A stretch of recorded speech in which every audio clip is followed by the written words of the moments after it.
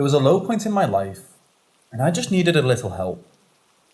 A friend told me about this friendly family who agreed to rent me a room they built in their garage until I got on my feet. I didn't mind. I made it warm and cozy. I even put a blanket up as a makeshift door for privacy and to keep the cold out.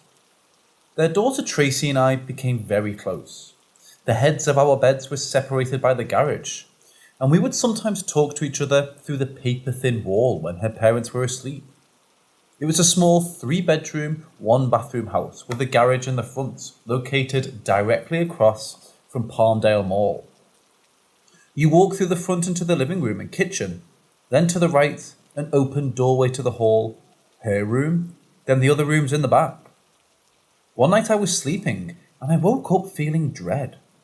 I started to hear thumps and noises on the other side of the wall that I couldn't explain. At first, I thought it was her TV on low, and her just moving around to get comfortable, but I soon realised that I was hearing her. It sounded like she was crying, almost as if into a pillow. I couldn't make out what she was saying. "No, go away, please." Then I heard her scream out my name. I ran into that house so fast that I beat her parents to her room. As I approached her open door, I saw something that chilled me to the bone.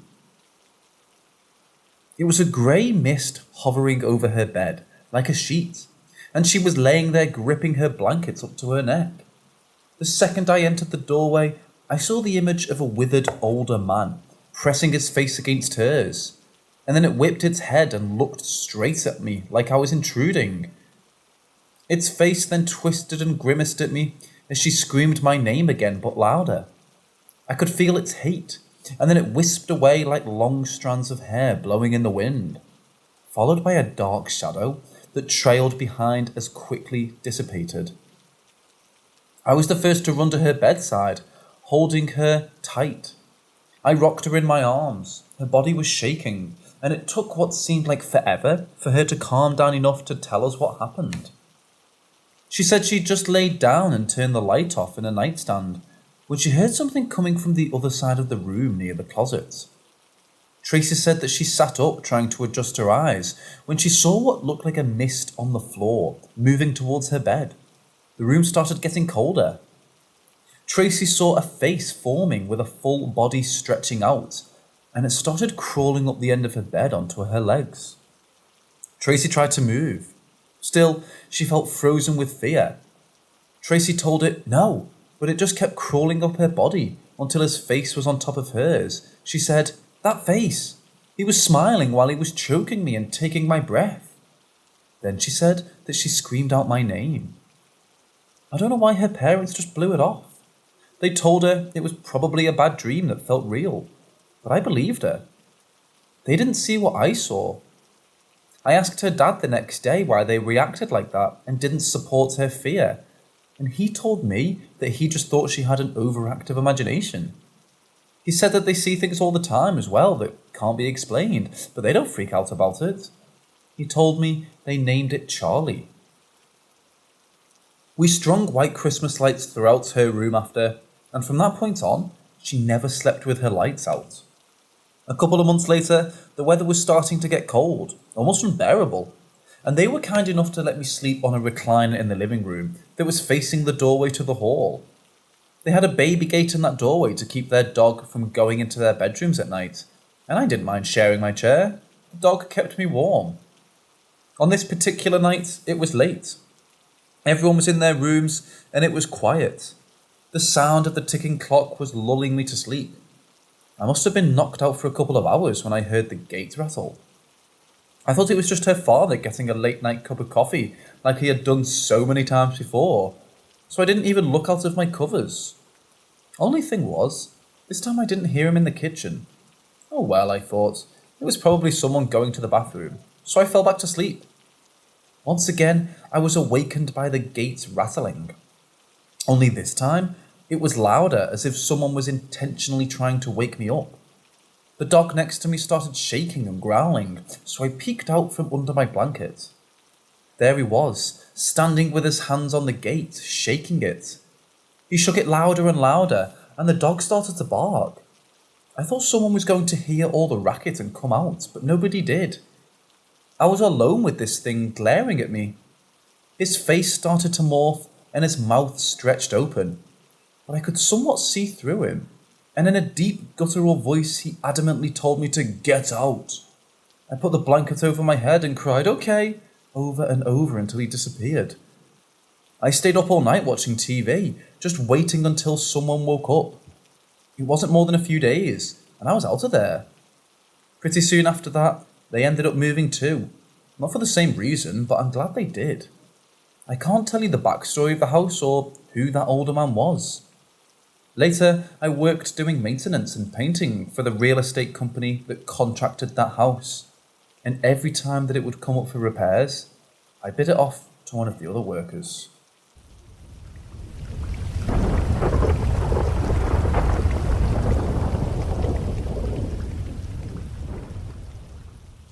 My sister was unique, very funny, special, and the most loving person, but she did have a very dark side, and we all knew that. My sister was the eldest of 6, 5 girls and 1 boy. She had a spirit friend at a young age and had quite intelligent conversations with her. My mother even asked her to ask the friend things she never would have known the answer to at that age, but it floored my mother when she gave her friend's very mature response. She told me later that she felt like her friend was there because she needed her at the time. And after she grew older, her friend told her it was time for her to go. She lived through the hardest of times with our mother's very abusive marriages, divorces, and ever-changing locations and lifestyle. In some ways, I think it made my sister feel very protective over Mom, almost borderline obsessive, doing anything in her power to get our mother's approval, even if it hurt one of us. In some ways, we believed she resented us for taking Mom's attention. I think she resented my brother the most for being the only boy of the family and getting all the praise that came with that role. It broke my mother's heart when we got married and moved away, so needless to say, my sister wasn't too fond of his wife and made every attempt to distance our mother and his relationship with her. Then it was our second to the eldest sister, because she was always getting into trouble for attention growing up, and even into adulthood constantly stressing our mother out. And myself, because I was the baby of the family. My mother and I had a special bond nobody could ever break. My sister had always been a little unstable, but there was a shift. Things just changed after the house in Alexandria. I slept with Mom there, and I remember night after night, she would sit on the edge of our mother's side of the bed, projecting negativity and expressing delusional problems for things that hadn't even happened, until Mom started to cry for her to stop. It could have been that something may have attached itself to her, but I don't know. Fast forward to the end of my sister's life. My mother passed away at the age of 87 from cancer, leaving my sister feeling alone, not wanting to live anymore. She would never take her own life, but she longed to be with our mother in the afterlife so bad. She had been suffering for a long time, with her own medical issues while Mom was alive. But now, she felt like there was nothing left to fight for. So if she just stopped her treatments, the end would come. We all tried to bring her home with us, but she just wasn't having it. She suffered from paranoia, and she wanted to stay in that cold, empty place. She would just sit there, holding Mom's things, staring off in the distance, like she was simply waiting. I was there one night, helping like many nights before, when she asked me to come sit close to her. She said it was very important, so I moved closer. She told me that she was worried. She was at the end of her life, and she felt like she needed my forgiveness. She said that she had done things, bad things. I told her that we have all done things we're not proud of, but she insisted what she had done was not good, and it impacted many outcomes in my life. She looked very worried. She wouldn't tell me what those things were, but I'm pretty sure I knew, and they didn't have an impact on my life in a negative way. She said that for many years she had felt a dark presence clouding her thoughts. She opened her hands, spreading her fingers, and hovered her hand over the top right side of her head and said, "Right here." I had always felt something around her as well, but I only told my mother about my concerns. The end of her days, she suffered greatly. I wasn't there when she passed. I was 2 states away, so one of my sisters sent me a picture of her in her final days. She was propped up in her hospital bed with her eyes wider than I had ever seen them, staring up to the right above her head, right where she said she felt that negative dark presence. This was not just a glazed stare, this looked straight up like fear. I called and asked the nurse how long she'd been staring like that, and they told me that it had been so long, they started using eye drops so her eyes wouldn't dry out. What was she looking at? It haunts me to this day. The night she passed, it was late, so I waited until morning to tell my brother. He didn't seem surprised and asked me what time she took her last breath. He said he had a feeling, and with that I replied, "How so?" He proceeded to tell me that after he turned the light out and closed his eyes, something dark rushed at him. He said it was cold and frightening, and all of a sudden her face came to his mind and it felt like her. He just knew she had passed. Oh man, did that ever freak me out. A few days later, my eldest sister and my brother's ex-wife, they lived together, called me telling me that things crashed in their bathroom at 5 in the morning, and the dog wouldn't stop growling at the top corners of the room. They asked me if I could help them cleanse their apartment, so I did. Now I'm thinking that I'm the next one on the list. But nothing happened. Almost a week goes by and I'm lying in bed. My grandchildren sleeping with me. My grandson looks up towards my bedroom door and says, "No, no, no, Spooky." He was 4 at the time. I didn't even look. I told him it was all right and that the bed was covered in white light and we were protected. I moved my hand as if I had a magic wand and was covering us like a blanket. He sat up and looked around and said, "Oh, thank you," and went to sleep, and so did I. My son and his fiancée, on the other hand, did not go to sleep at all that night.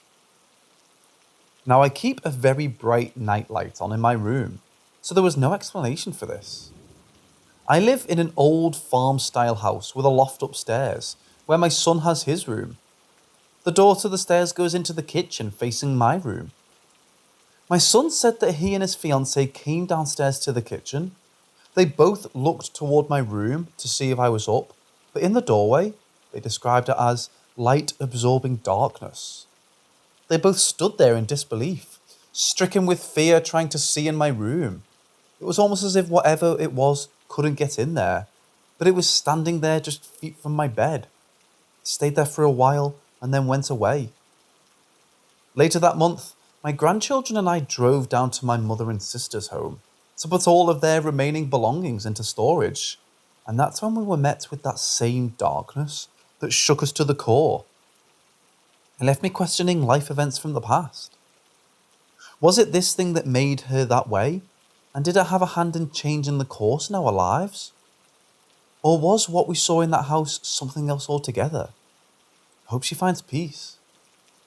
I find it strange that everyone in my family, in one way or another, has experienced something warm and loving with my mother. A touch on the hand, a stroke on the cheek or back, followed sometimes by the smell of her perfume. But no one at all has been visited by my loving sister.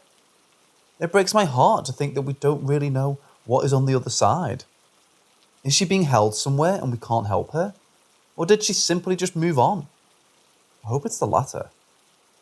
Someone brought something up that made me think. I have to agree. He said, "It sounds like it lost your sister when she died. That's why it's been showing up at other family homes. It was looking for a new host, but it seems none of you were in a dark enough place for it to force an attachment. When she passed, one of my sisters stayed, whispering spiritual affirmations, quietly suggesting she go into the light until she was gone, and that gave me peace."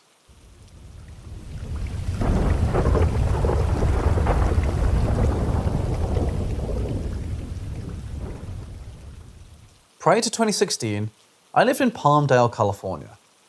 My sister, Honey, and my youngest daughter lived with my mother in a rented townhouse apartment in Oxnard, about 2 hours away. Every week or two, I made the long drive to take them shopping and clean their house because they were both disabled. My mother was my heart and my sweet sister helped raise me. So anything they needed, I was there for them. On the first floor, the kitchen was in the back with a door that opened to the backyard, then a big open space, then the living room and the front door. On the right, the bathroom and my mother's bedroom. The stairs were on the left with a half-wall railing going up the first landing. My mum was sitting in her lift recliner, so the right facing the base of the stairs. One night, we were all sitting in the living room watching a show with the lights on, and my daughter was upstairs in her room. We were laughing at someone we saw on TV when I saw something on the stairs.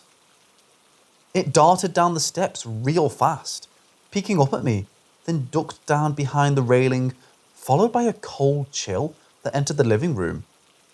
My mother commented that it was cold and pulled her robe together.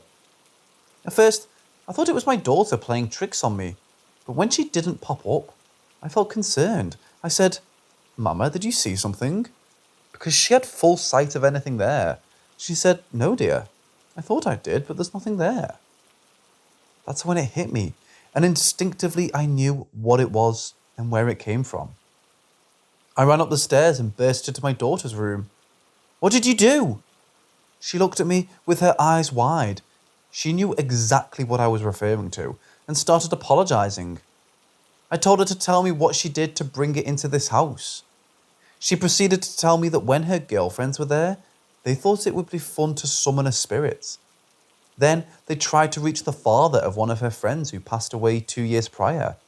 But she said something else came through and it scared them. So they stopped and her friends ran home without even saying goodbye. Well, I was furious. How dare you play with something you don't understand? I told her that I knew she was just trying to help a friend, but for heaven's sake, I warned her years ago never to mess around with things she didn't understand and had no control over. I was thinking that not only do I constantly worry about my family's health now, I have to worry about this. I asked if she at least closed the door, and she looked at me with a blank stare. Obviously, she did not. She said they made a Ouija board out of paper, and when they were done, she ripped it up and threw it away. That door had to be closed. We gathered the pieces and she called her friends. 2 of them were too scared to come back, so we had to perform the closing without them. But in the back of my head, I knew that it didn't work, and it was still there hiding. At that point, there was nothing I could have done viewing the circumstances at the time. Fast forward to 2016.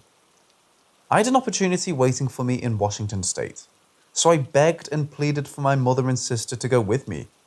But my sister Honey was fanatically scared of change. And although my mother desperately wanted to go with me, she couldn't leave my sister's side. I wish now I was more persistent. So I moved, reluctantly leaving them with my daughter and her now husband to take over their care. Within those 2 years, my eldest sister Honey's health severely declined, and my mother shared with me 8 months after I moved that she was diagnosed with stage 4 cancer. I flew and drove back and forth to be with them, and every time I showed them pretty pictures of my new life and our beautiful green surroundings, asking them to return with me, and every time Honey would say that she's too apprehensive to leave and said no. In 2018, they both passed away. My mother from cancer and my sister from an existing illness, taking a big part of my heart and my soul with them. My daughter and her husband moved out, leaving all of my mother's and sister's things there.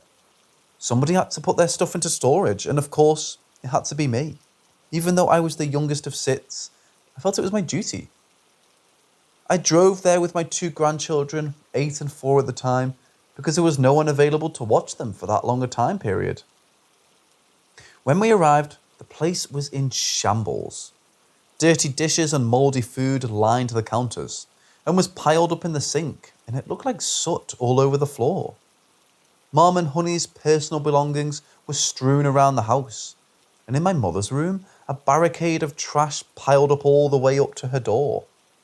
In the middle of the floor in the open space was a full-length mirror I had never seen before, hanging off a wooden ladder. I just stood there and cried. I set up a clean spot in the living room for my grandson to play on his tablet, and my granddaughter wanted to help. As I was bagging things up in the kitchen, I noticed her just standing there staring into the mirror. I didn't think anything of it, but she kept standing there. Then I heard her say to me while not looking away, "Nana, can you get rid of this mirror?" I thought she wanted me to move it, but she was adamant that it had to be taken out of the house. I asked her why. She looked so scared. And she told me that while she was looking in the mirror, she was standing alone. She couldn't see anything in the reflection around or behind her. Just darkness all around her, and something was coming. I looked at the mirror, not at myself, and it did look very dark. Say no more. Not only did I take it outside, I smashed it into little pieces and threw it in the trash can.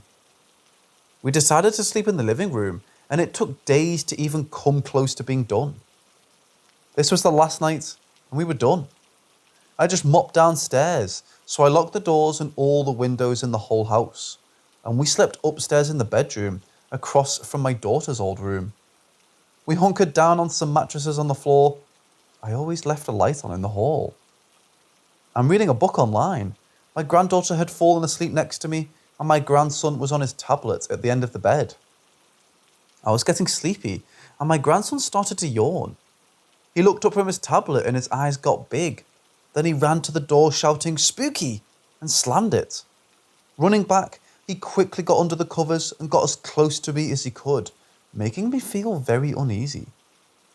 I could see movement in the hall, dimming the light around, and under the door making swirling, strange shapes, as if someone were pacing, followed by surges of blackness and wisps of cool air coming from the space under the door. That night was long, and I felt on guard until I finally fell asleep as well, but woke up hours later and had to go to the bathroom, but I was too scared. I was waiting until daybreak, but I couldn't wait any longer. I slowly opened the door, fearing what was waiting for me on the other side. There was nothing, but I knew there was. I could feel it.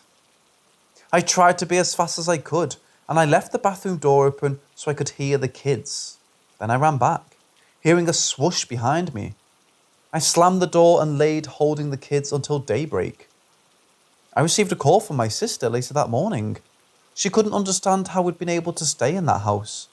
When I asked her why, she told me that when she was there grabbing some boxes of pictures, she heard noises coming from my daughter's room upstairs. She said it was loud, and she felt an evil presence, and everything inside her told her to leave, so she did. She told me that my son-in-law, for which I had no knowledge of at the time, was practicing black magic and summoning dark energy in that room. Not cool. Late that afternoon, everything was done. The kids were in the car and the car was packed. I just wanted to look in my mother's bedroom one last time where she used to sleep. These walls held so many memories.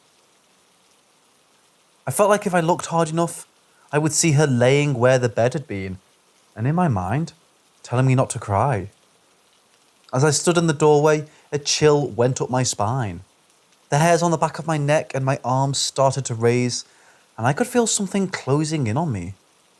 In my ear, I felt a warm breath and heard one loud word. Run. I ran out of the house so fast without even locking the door. As we were driving off, my granddaughter asked me who was standing in the window upstairs.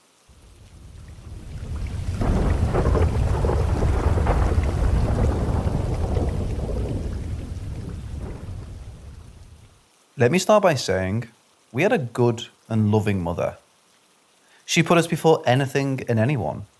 She sometimes worked 2 jobs to support the 6 of us. She did the best she could with what she had, and what she was capable of at the time. I also know she had a personal passion for spiritual growth, the metaphysical and occult sciences. I think she was addicted to the sensation of the phenomenon. I think in some ways it opened doors to the other side. It just became a part of our lives, and we happily were along for her journey. When I was 5 years old, my big toe was cut off in some bicycle spokes. My siblings were told not to put me on the back of the bike without my shoes on. I guess my sister didn't get the memo. I was the youngest of 6, 4 girls and 1 boy. I slept with my sister closest to my age, but after the accident, I couldn't be in the bed with her because I had to sleep with this thing that helped my foot stay in place. And she might have moved in her sleep and hurt me. My mother made a cozy pad with blankets and pillows next to the couch where I could safely sleep in the living room. At that time, we lived in a townhouse apartment in Hollywood, California. It had a big living room with very high ceilings. To the left was a wide arched doorway that leads to the dining room and kitchen. Across the length of the archway were rolls of film strips my mother got from her job, and they streamed down across the doorway like beads. Straight ahead was the staircase, and under the stairs in a cubbyhole was my mom's desk. To the right were a long leather couch and my bed pad. Running up the wall to the ceiling behind the couch were huge psychedelic Zodiac posters. People thought our place was groovy. It's the late 60s. We all saw little things here and there. Nothing really scary, just odd. A couple of times we heard running down the stairs while we were sitting on the couch or creaking in the hall. My sister and I saw someone who looked like our grandmother standing in our bedroom doorway for a long, long time, just staring at us. It was too dark to see her face. My mom told me that I talked about seeing angels and how I said that I picked her before I was born because she was what I needed for my life. I might remember bits and pieces, but that has all pretty much faded away. But this didn't. My eldest sister and I were watching The Late Show in the living room. Her on the couch and I was on my pad. Everyone else was in bed. I must have fallen asleep, so she turned off the TV and covered me up, then went upstairs to bed herself. After a while, I woke up. It was so quiet. The moonlight coming through the kitchen window was shining on the film strips hanging from the dining room archway and reflected small colour images on the floor. Because of this thing holding my foot still, I couldn't move. As I was laying there with my head on my arm, my eyelids were getting so heavy. I had my arms stretched out across the floor, looking at the pretty colours from the film dance on my little fingers, and I noticed the change. The colour reflections were moving. I looked up the archway, and the strips of film were moving as a breeze hit them. I laid my head back down and watched them start to sway back and forth. Then they started swaying in sync with each other. I didn't know to be scared. I was so young. They kept swaying, then all of a sudden, they stopped. Just like that. All of them at the same time just stopped. I was very curious. I propped myself on my elbows, still laying on my back, and tilted my head. I saw a figure behind the film casting a shadow next to me. The film strips started to separate as if someone was walking through them. It was an almost human form, but it was grey with no distinctive face.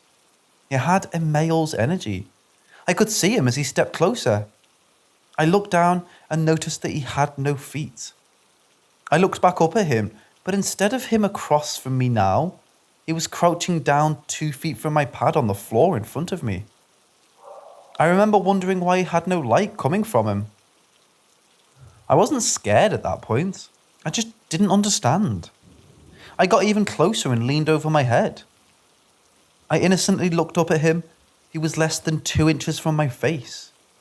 I could feel his cold breath on my nose, drying my eyes, to the point that tears started rolling down my cheeks, and for the first time, I felt real fear. I attempted to call for my mother, but nothing came out. My heart was beating so hard and fast I could hear it. I tried to scoot my body back, but the thing holding my foot wouldn't let me. He was leaning his whole form over my little body. I began to sweat when he started making an inhuman noise. It started out sounding like radio static, a low chuckle into a high-frequency long screech, then a pain piercing into my big toe. It felt like a long burning needle going into the bone. I wet the bed with fright and I heard a loud ringing in my ears. Everything started to echo and spin. I remember seeing the room flip upside down and it all turned white and I passed out.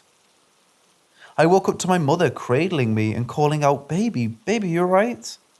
I guess she had a feeling, so she ran downstairs. She said that something told her to check on me. She never told me if she saw anything. There was blood coming out of my toe. The doctor said I must have ripped out the stitches in my sleep, even though I know I didn't move. My sister just recently told me, after that happened, our mother had the apartment blessed, and that's why I never saw that thing there again. All I know is that she never let me sleep alone in the living room. In fact, after my toe healed, I slept with my mother from that point on, and she held my foot all night.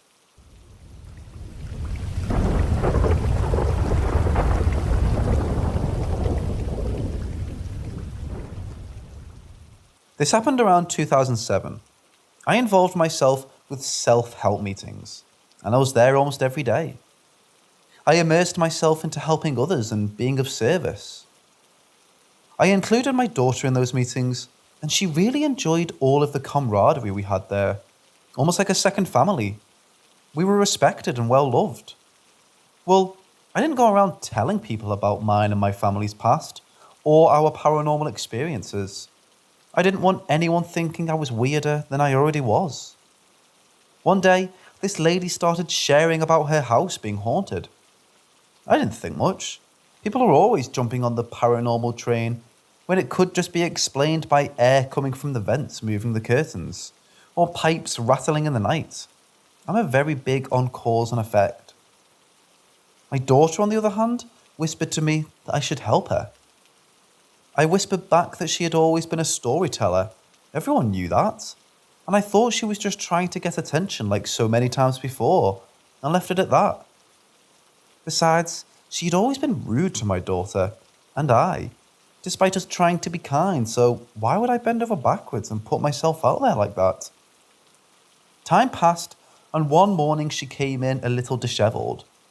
It was before the meeting, and I was setting things up. I asked her what was going on, and she just replied with, "I need coffee. Long night." So I shrugged my shoulders and moved on. The meeting started, and it was her turn to share. She started by telling everyone in the room that she wasn't crazy, and that her house was haunted. People started to roll their eyes, but I was listening. She said it was watching her in the shower, and it would move her towel, watch her sleep, and sometimes shake the bed. She then said that her child didn't want to be in the crib in his bedroom and would scream all night, waking up with scratches on his face and back. Just then, I looked up from my paperwork on the table in front of me and saw her face. I knew she wasn't lying. My daughter then touched my leg and whispered, "Please help her." Please remember that I'm not a self-proclaimed anything, but a child. I knew what it was like to be in that situation as a small child, and even if I didn't care much for her, I can't let a child suffer. After the meeting, I pulled her aside and told her I might be able to help her, but I needed to walk through her house first to just get a feel of what we were dealing with, and she seemed happy that someone believed her. My daughter wanted so badly to go with me, but I never allowed my children to get involved in things of that nature. She was very persistent, so I figured, what could it harm?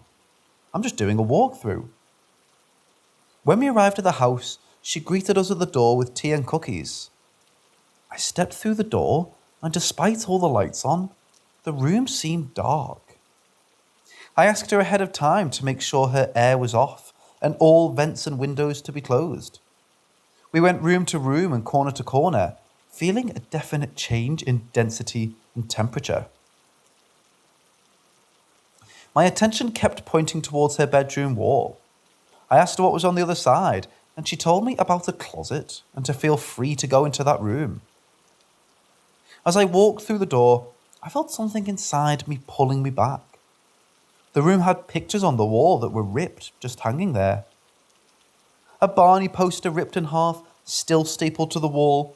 Things were strewn about the room. Just then, the door to the closet opened on its own and a cool breeze swept out. I didn't feel we were alone. I then backed out of that room and closed the bedroom door and asked her where her child was. She just said, away. We sat down on the couch and she proceeded to give us the rundown on specifically what and where things were happening in the house. As we were talking, I noticed this very large fly. It was winter. You don't normally see flies in the cold weather. It was hovering over her head for a while, then over to my daughter's head, widely avoiding me altogether. This went on for a while until it landed on my daughter's shoulder. Just then, a tuft of her hair started to rise. She brushed it down with her fingers and looked concerned, like she was thinking, did anyone else see that? I don't think the lady noticed. The fly then flew up above my daughter's head, and this time a bigger amount of her hair suspended straight up. I quickly got up and excused ourselves to step out the front door and assured her that we were not leaving. She was acting a little frantic that I was talking my daughter outside with me. It was at that moment I realised that my daughter was too vulnerable and needed protection.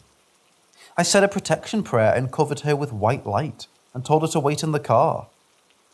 When I came back, it was like she was a different person. She'd cleared the table where we were last sitting. I was only gone for a minute. She then informed me that everything was fine. She was sure it would all go away. I then asked her about her little son. Didn't she ask me to help because of him? She told me that he had cried too much, so we got rid of him. She said it like she was just blowing it off and it wasn't a big deal. She said that a few days prior, she told the authorities that her son won't sleep in his bed and he won't stop crying, so she gave him over to children's services. I just stood there in shock. What the hell just happened? As I'm walking to my car, she said, hey, bring your daughter back any time. She didn't come to very many meetings after that, and when she did, my daughter and I avoided her like the plague. A friend told me a few years later that she saw her at social services with her kids. She told her that she moved. I didn't even know that she had more than one child. I guess she got them back. Even though on a personal level I don't care for her as an individual and as a mother, I hope they're all doing well.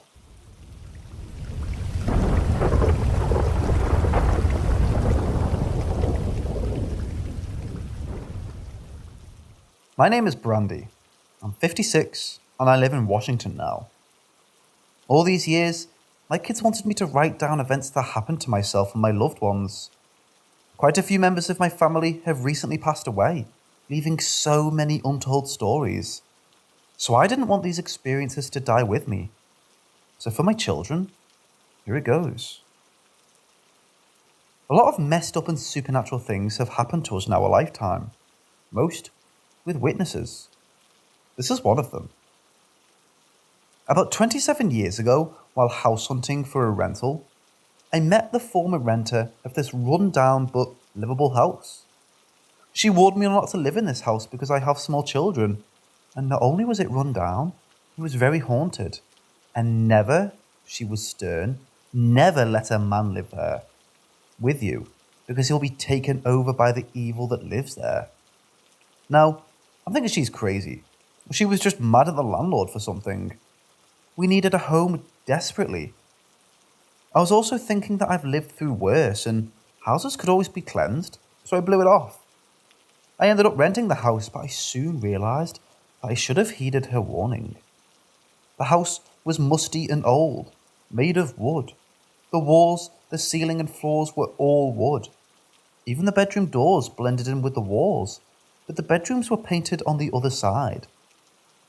There were French doors all along the front of the house going into an enclosed but open viewed screen porch with a front door. The main living space was long and open. The living and dining area was stretched into one long room, and it was always cold despite having the heater on and it being in the desert. It was located in the high desert of California, on the corner of an acre lot of barren deserts, and across the street there was a popular grocery store and a few small shops too far for anyone to hear us. It served as a town hall back in the day, and I think a turkey ranch before that. It was 6 a.m. and we had planned a 3-day trip to the happiest place in the world, Disneyland. My kids, Michael age 1, Penny age 4, and Ginny age 3, were all sleeping on my bed in our bedroom at the other end of the house, so I could pack in peace for the trip in the dining room and not wake them. But I could see the bedroom door, and it was closed, and I was standing up, folding clothes at the table. My boyfriend's mother, Opal, was sitting across from me when we heard the bedroom door creak open slightly. We both looked up, and it was my daughter Ginny in her little pink and white flowered onesie. I said, "Ginny, now you know it's too early. Go back to bed." And she said, "Me up now, Mummy," in her sweet little voice. It made us both chuckle, and I told Opal that I thought she was just excited. I said, "No, baby, we're not going now, so please go back to bed." She stomped her foot, which we could feel vibrate through the floorboards. Oprah then told me, "You better go put her back to bed," and I agreed. As I'm making that long walk towards her, I'm keeping eye contact. As I'm walking, I tell her, "No, baby," and once again she stomps her foot, smiles and says louder, "Me up," with the sweetest smile, and she tilted her head. Opal even muttered, "Aw." It didn't dawn on me at the time how perfect her little pigtails were. At this point, I'm extending my hands towards her, but that smile though. I get about 6 inches from touching her, and all of a sudden, she turned black and disappeared. Almost like sand falling to the ground, followed by the door quickly closing behind her. Opal had a surprised response. "What the hell?" Shocked, I stood there with my hands still extended, and then the fear came all over my body, like hot and cold needles. My kids were all sleeping behind that door. I grabbed the handle and swung open the door, fearing for the worst, only to find my little Ginny fast asleep, with her sister's leg over her. It couldn't have been her. Although unsettling, Opal and I didn't talk about what happened, and later that morning we all piled in the wagon and went on our trip.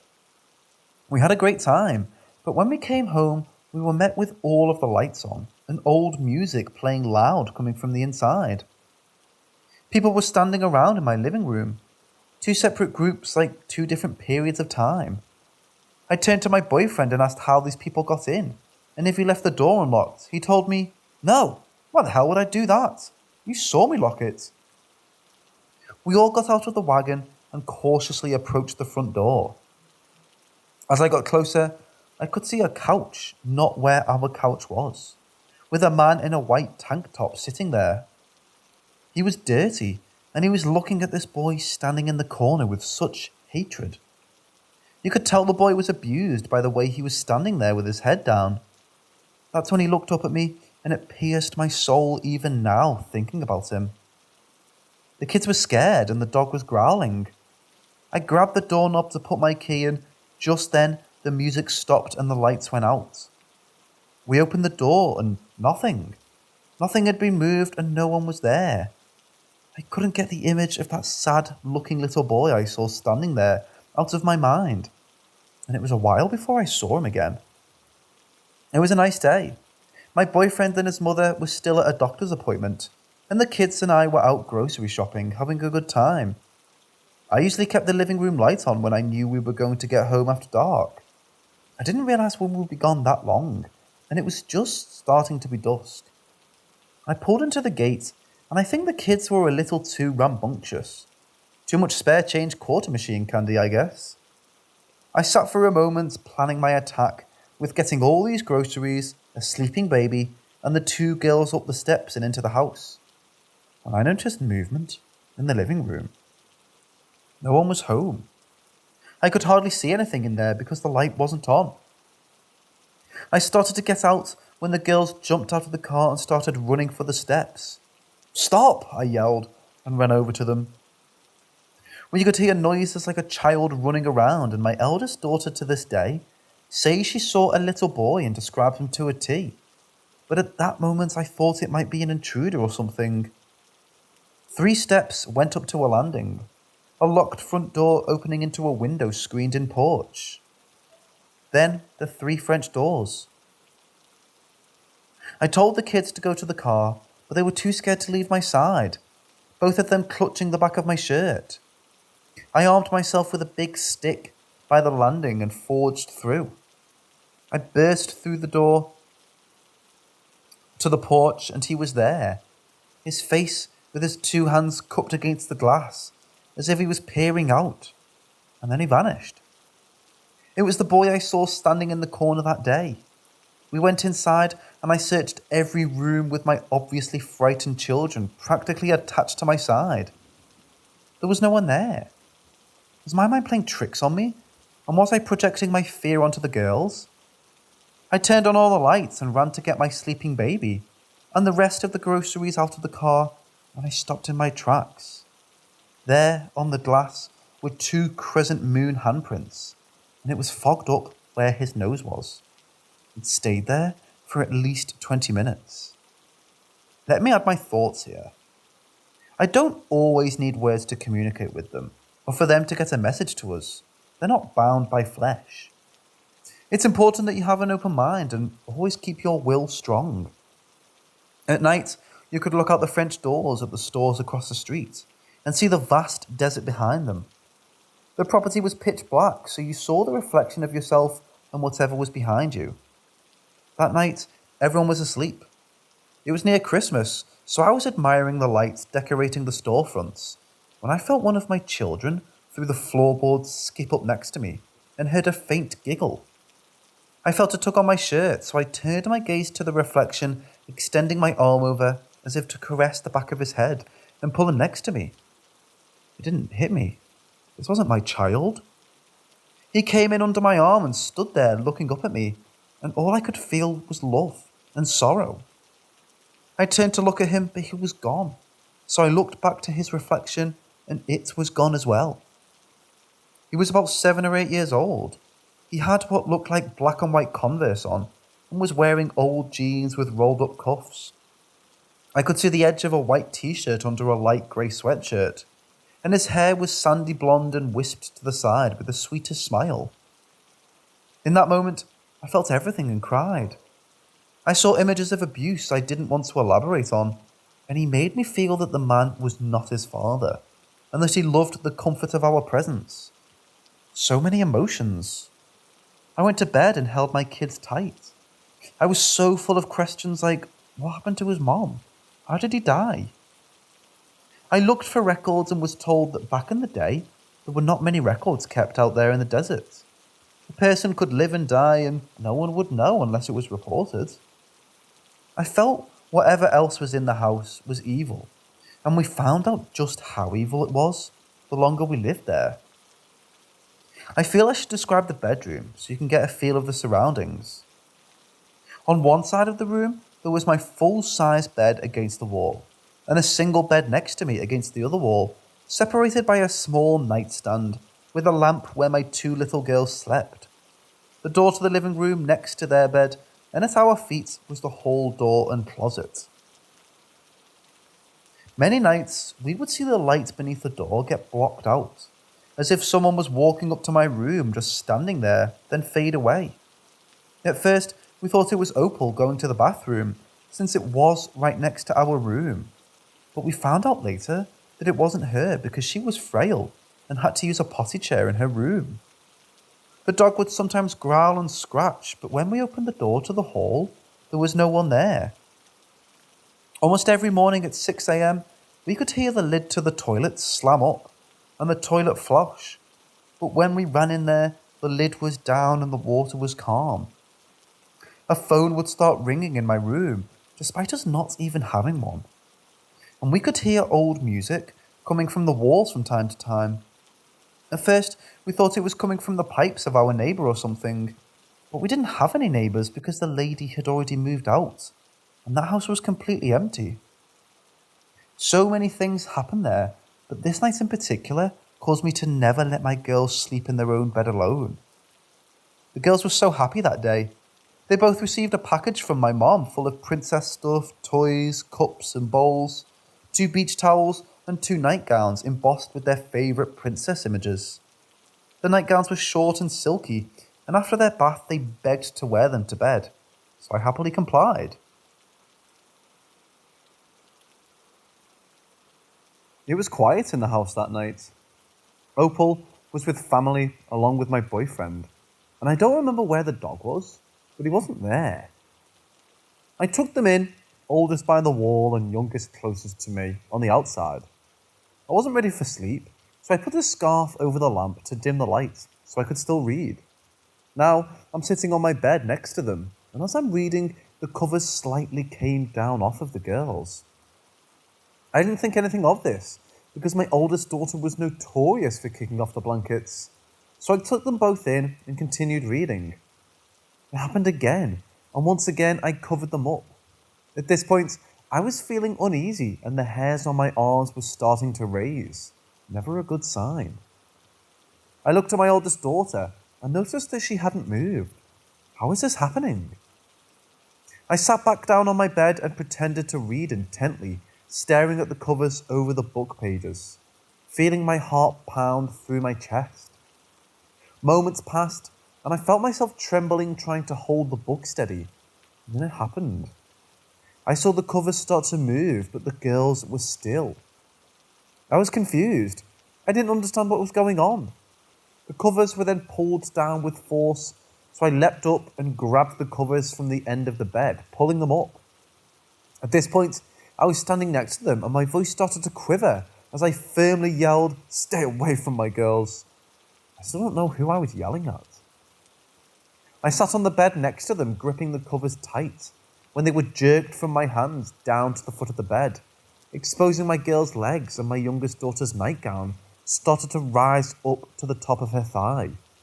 She started to scream and grab at her leg, as if she was feeling pain, waking her sister. I threw my body over the girls and screamed, "Get out and leave us alone," repeatedly. I tried my best to calm the girls down and protect them. We stayed huddled together all night. That was the last time they slept alone in the house. I was able to get a bigger bed and we all slept together from that point on. I don't have photographic evidence, but my youngest daughter had large red marks going up her leg to her thigh. I bet you're wondering why we didn't just leave. Believe me, I wanted to, but I felt trapped. Not just by the house, but also by my boyfriend. Let me start by saying that Bill was not the nicest man. Oh yeah, from the outside he was great. He had a charming voice and he made people laugh. Nobody thought he was capable of doing the things he did. They didn't know him like I did. I feel he tricked me when we first got together. I was young and impressionable. He knew I had low self-esteem, so he made me feel like I wasn't good enough for anyone else and was lucky to have him. And we had children together. I knew what he was capable of, and let's just say that I didn't want to lose anyone I loved. So that's why I didn't leave him. But this was different. This wasn't him. This was a whole other evil. I started noticing a shift in him the longer we lived there. We stopped going out as a family and he stopped working. He put bars on the windows and one-way locks on all the doors with only one key. I felt trapped. Not even his mother cared. She would go into her bedroom and shut the door so she didn't have to hear me scream or our children cry when he sometimes hit me. And like always, he made me feel like it was my fault. Living there changed him though. The things he started to do were out of his character that made me feel uncomfortable. He started watching me from dark rooms and behind cracks in the doors. When I asked him why he was doing this, he got mad and made me feel like I was crazy. When we were alone together in that house, I felt it was even more intense. One such night, the kids were with my mother's and we had just finished dinner. We were sitting together on the couch watching TV. I was mending a sock and it had been a pretty good day. I noticed the change in the atmosphere and for some reason, he seemed to have gone quiet. I was just about to ask him if he wanted me to change the channel when a small flash of light hit my right eye. It wasn't until shortly after, trying to find the source, that I realised he was staring at me the whole time through a little piece of broken mirror in his right hand, hidden by the throw cover. My God, those eyes. Those eyes weren't his. I know him. This was not my person sitting next to me, and I was frightened to the core. He didn't even realize I was this, so I sprung up. His mom just had a phone installed, so I said I'm going to call my mother and check on the kids. He jumped and hid the mirror in the couch cushions and started trying to reason with me as to why I should come back and sit down next to him and not call my mom. It didn't like her. I noticed that while he was talking, he wasn't even looking at me. He was looking behind my head, almost like he was looking through me. I glanced at my reflection in the glass door, but nothing was behind me. I grabbed the phone and called my mother, assuring him I was only going to be here for a minute. We stayed on the phone until he fell asleep, and quite a lot longer. My mother knew what was going on, but she felt helpless, as did I at the time. He got up, grumbling something as he walked into the bedroom to go to sleep on the bed. So after we hung up, I stayed awake with the blanket on the couch, covering everything but my eyes, while listening to him breathe until dawn when I finally fell asleep. There was another time at around 4 p.m.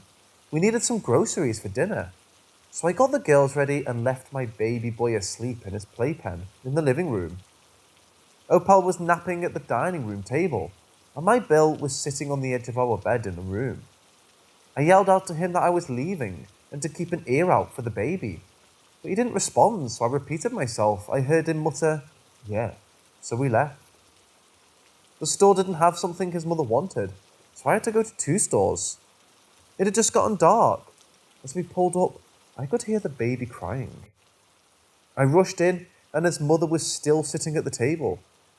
I picked up my son, and he was soaking wet, and it looked like he'd been crying for a while. I was changing his diaper, trying to calm him down, and the whole time, Opal was getting mad at me for leaving her alone with the baby. I was furious, and I told her, "I didn't. I left him with your son." She looked surprised. She didn't even know he was home. What the hell? Where was he? I put my son down and told the girls to play with him. Something wasn't right. I didn't think he was still in the bedroom because the lights were off, but someone was in there. It was abnormally dark. I slowly went up to the door and walked in. There was a dim light coming in through a crack in the blinds, and I saw his silhouette still sitting on the bed. He hadn't moved. His feet were on the floor, and he was slightly hunched forward with his elbows resting on his legs, cupping his hands together. The room smelled stuffy and thick, like sweat. I called out his name, but he didn't reply.